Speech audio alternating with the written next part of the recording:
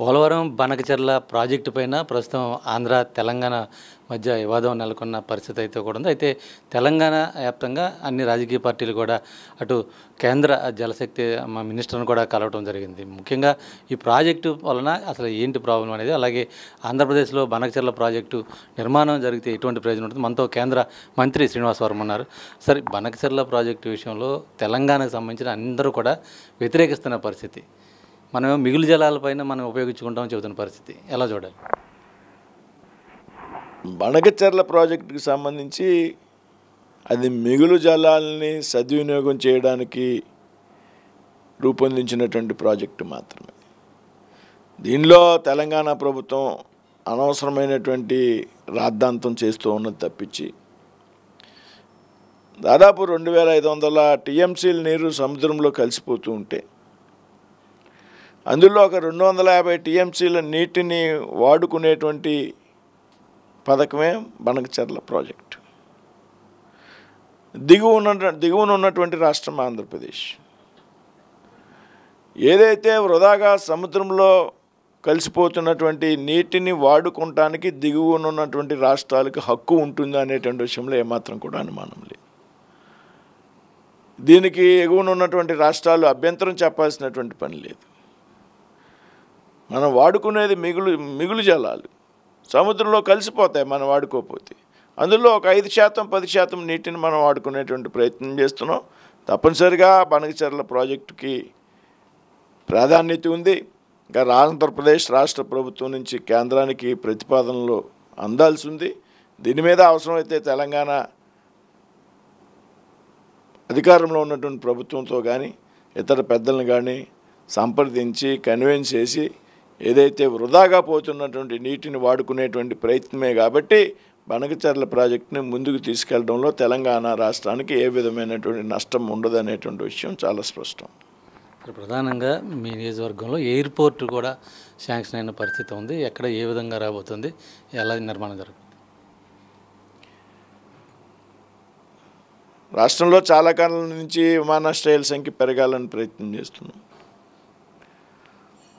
అందులో భాగంగా ఈవేళ Andhra Pradesh airports development corporation limited ఒక 7 ఎయిర్పోర్ట్లకు సంబంధించి ల్యాండ్ ఐడెంటిఫై చేయాలనేటువంటి ఆదేశాలను ఆయా జిల్లా కలెక్టర్లకు ఇవ్వడం జరిగింది. అందులో కుప్పం కానీ, నాగార్జున సాగర్ కానీ, నెల్లూరు దగ్గర ఉన్నటువంటి దగదర్తి కానీ, తుని అన్నవరం మధ్యలో కానీ, ఒంగోలు, శ్రీకాకుళం, తాడేపల్లిగూడెం, వీటన్నిటిని కూడా ల్యాండ్ ఐడెంటిఫై చేసి ల్యాండ్ పూలింగ్ నిమిత్తం దాదాపు 1550 కోట్లు కేటాయించడం జరిగింది. తాడేపల్లిగూడెం ఎయిర్పోర్ట్కి సంబంధించి 420-425 కోట్లని ఈ ల్యాండ్ తాలూకు ఎక్వైర్ చేయడం కోసం, పూల్ చేయడం కోసం ల్యాండ్ని ఐడెంటిఫై చేసి నిధులు మంజూరు చేయడం జరిగింది. రాబోయేటువంటి రోజుల్లో ఎయిర్పోర్ట్ని టెక్నికల్గా ఉన్నటువంటి అనేక అనుమతులను కూడా తీసుకొని ఎయిర్పోర్ట్ నిర్మాణాన్ని ముందుకు తీసుకెళ్తున్నాం అనేటువంటి విషయాన్ని సందర్భంగా చెప్తున్నాను. సరే, ఎక్కడ చూసినా అభివృద్ధికి సంబంధించి ల్యాండ్ సమస్య అధికంగా ఉంది. దీనికి సంబంధించి ఎయిర్పోర్ట్కి సంబంధించి ల్యాండ్ ఏ విధంగా ఎంక్వైరీ చెప్పు అంటే అసలు యాక్చువల్గా తాడేపల్లిగూడెంలో ఎయిర్పోర్ట్ పెట్టాలనేటువంటి ఆలోచన కూడా అక్కడ ల్యాండ్ పూలింగ్కి సంబంధించి పెద్దగా సమస్య ఉండదనేటువంటి ఆలోచన. ఇవాళ మినిమం మాకు 500 ఎకరాలు కావాల్సినటువంటి అవసరం, భవిష్యత్తు అవసరాల దృష్ట్యా. తాడేపల్లిగూడెంలో ప్రభుత్వానికి సంబంధించి అనేక వేల ఎకరాలు అందుబాటులో ఉన్నటువంటి పరిస్థితి.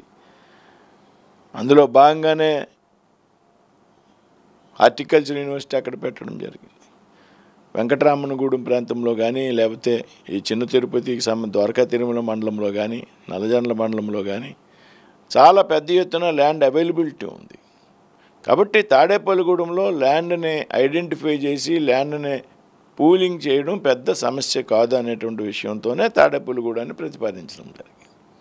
ఇది మొత్తానికి అటు బనకచెర్ల విషయంలో తెలంగాణ సంబంధించి ప్రభుత్వం కానీ అక్కడ రాజకీయ పార్టీలు కానీ ఆందోళన చేయాల్సిన అవసరం లేదు. మిగులు జలాలను మాత్రమే ఏపీ ఉపయోగించుకుంటే దీనికి సంబంధించి అటు ఎటువంటి సమస్యలు ఉన్నా దాన్ని పరిష్కరించేందుకు తామంతా కూడా సిద్ధంగా ఉన్నాము ఈ విషయం పైన అని చెప్పి కేంద్ర సహాయ మంత్రి శ్రీనివాస్ వర్మ కూడా స్పష్టం చేస్తున్నారు.